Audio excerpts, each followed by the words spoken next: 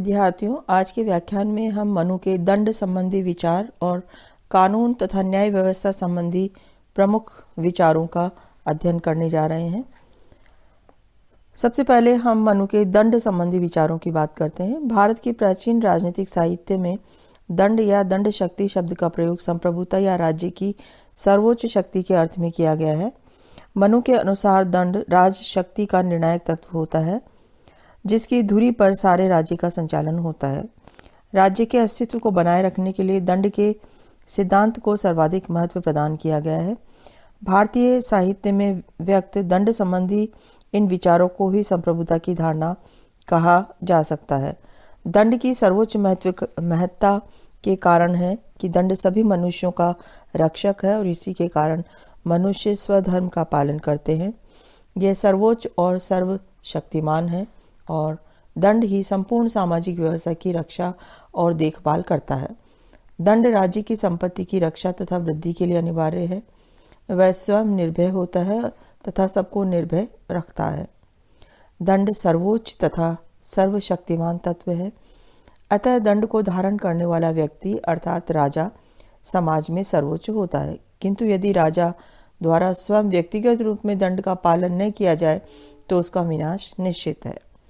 इस दृष्टि से दंड एक दुधारी तलवार के समान है। मनु ने दंड की महत्ता को बहुत अधिक दर्शाया है। वास्तव में दंड के बिना राज्य एक क्षण भी नहीं चल सकता। दंड सामाजिक जीवन का भी आधार है, जिसके बिना जीवन की सारी मर्यादाएं लुप्त हो जाएंगी और जीवन अस्त व्यस्त हो जाएगा। दंड शक्ति के बहुत अधिक महत्वपूर्ण होने के कारण मनु ने इस बात पर जोर दिया है कि दंड की शक्ति का प्रयोग बहुत अधिक सोच समझकर ही किया जाना चाहिए। दंड का प्रयोग सार्वजनिक कल्याण के लिए ही होना चाहिए और दंड की शक्ति का प्रयोग करने वाले अधिकारियों के कार्यों पर राजा के द्वारा कठोर निगरानी और नियंत्रण रखा जाना चाहिए ताकि उसका दुरुपयोग न हो सके। उचित रूप में दंड की व्यवस्था करना राज्य का सर्वोच्च कर्तव्य है। अतः दंड को धारण करने वाला व्यक्ति पवित्र, सत्य प्रतिज्ञ, शास्त्रोचित आचरण करने वाला होना चाहिए। मनु ने दंड के साथ साथ कानून और न्याय व्यवस्था पर भी अपने विचार दिए हैं। मनु ने कानून और न्याय की संदर्भ में जो विचार दिए हैं वो बहुत महत्वपूर्ण स्थान रखते हैं और प्रशासनिक व्यवस्था में उनका महत्वपूर्ण स्थान है।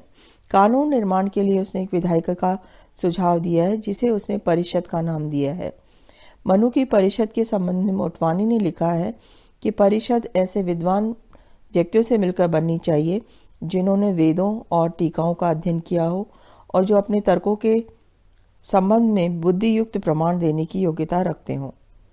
मनु ने विधायिका की रचना का विशद रूप में उल्लेख किया है। उसके अनुसार विधायिका या परिषद के सदस्यों की संख्या 10 होनी चाहिए, किंतु रचना का आधार बौद्धिक योग्यता रहे, न कि संख्या। 3 व्यक्तियों में से प्रत्येक एक वेद का ज्ञाता हो, एक निर्वक्ता, एक मीमांसाकार, एक निरुक्त और एक धर्मशास्त्र का कहने वाला और 3 व्यक्ति मुख्य व्यवसायों के हों। परंतु यदि ऐसे 10 व्यक्ति न मिले तो 3 ही व्यक्ति पर्याप्त है। यदि 3 शर्तों का पालन करने वाले न मिले तो एक ही व्यक्ति पर्याप्त है, यदि वह वेदों का ज्ञाता हो और उसकी व्याख्या भी कर सके। ऐसा एक ही व्यक्ति राष्ट्रीय नीतियां निर्धारित करने योग्य है। कानून निर्माण के लिए एक परिषद की व्यवस्था के अतिरिक्त जनता अपनी संघीय संस्थाओं के द्वारा स्वयं अपने नियम बनाने हेतु स्वतंत्र थी। कुल, जाति, श्रेणी और जनपद इस प्रकार की संघीय व्यवस्थाएं थी। इन स्वायत्त संस्थाओं द्वारा निर्मित नियमों पर राजा अपनी स्वीकृति की छाप लगाता है और पालन कराता था। राजा के द्वारा विभिन्न जनपदों के धर्मों या समयाचारिक नियमों का भी पालन करवाया जाता था। कानून निर्माण और पालन के संबंध में की गई इस व्यवस्था के आधार पर कहा जा सकता है कि मनुस्मृति की शासन पद्धति में जनतंत्रीय प्रवृत्तियां और सत्ता के विकेंद्रीकरण की स्थिति विद्यमान थी।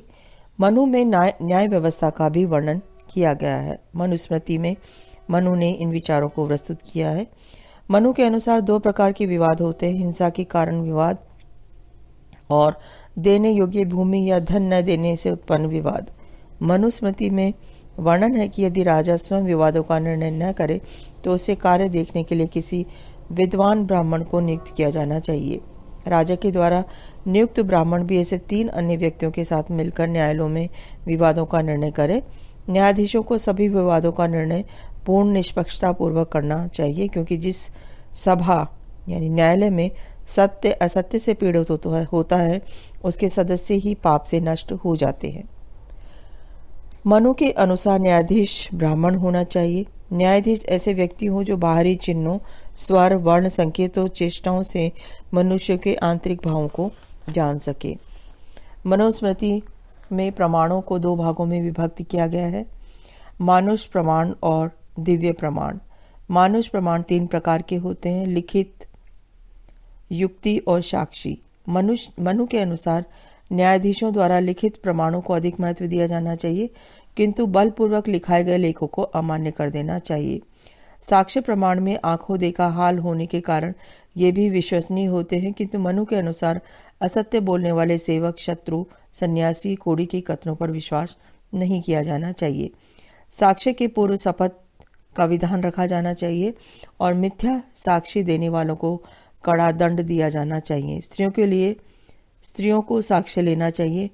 ब्राह्मण की साक्षी एक विशेषज्ञ के रूप में लेकर उसको सर्वाधिक महत्व दिया जाना चाहिए। मनु के अनुसार दंड की व्यवस्था अपराध के अनुपात के अनुसार होनी चाहिए। मनु ने अपनी दंड व्यवस्था में गति, शोधनात्मक, निरोधात्मक और सुधारात्मक तीनों ही सिद्धांतों का समन्वय किया है और इस बात का पूरा विवरण दिया है कि कब किस अवस्था में कितना दंड दिया जाना चाहिए। मनु कहते हैं कि दंड देने के पूर्व अपराध का प्रसंग, अपराध की मात्रा, उसके प्रकार, स्वरूप, अपराधी की सामर्थ्य, देश, काल और परिस्थिति पर गंभीरता पूर्वक विचार कर लिया जाना चाहिए और उसके उपरांत ही दंडित किया जाना चाहिए। पुरुषों की अपेक्षा स्त्रियों को कम दंड दिया जाना चाहिए और शेष वर्गों की अपेक्षा ब्राह्मणों को कम दंड दिया जाना चाहिए। मनुस्मृति में ब्राह्मणों को वह विशेषाधिकार प्राप्त है जिसके कारण हत्या जैसे अपराध करने पर भी उनके लिए देश निर्वासन जैसे साधारण दंड की व्यवस्था की गई है। मनु ने विभिन्न प्रकार के दंडों का विधान किया है, जिसके रूप है वाग्दंड, दिग्दंड, धन दंड, काम दंड, बद दंड, कारागार दंड, जाति बहिष्कार दंड, प्रायश्चित दंड, संपत्ति हरण दंड, निर्वासन दंड आदि। मनु के द्वारा राजा को भी दंड से मुक्ति प्रदान नहीं की गई है। वे कहते हैं कि राजा पर भी जुर्माना किया जा सकता है। तो इस तरह मनु के विचारों में उनके दंड और कानून तथा न्याय व्यवस्था संबंधी विचार भी हैं जो कि महत्वपूर्ण स्थान रखते हैं।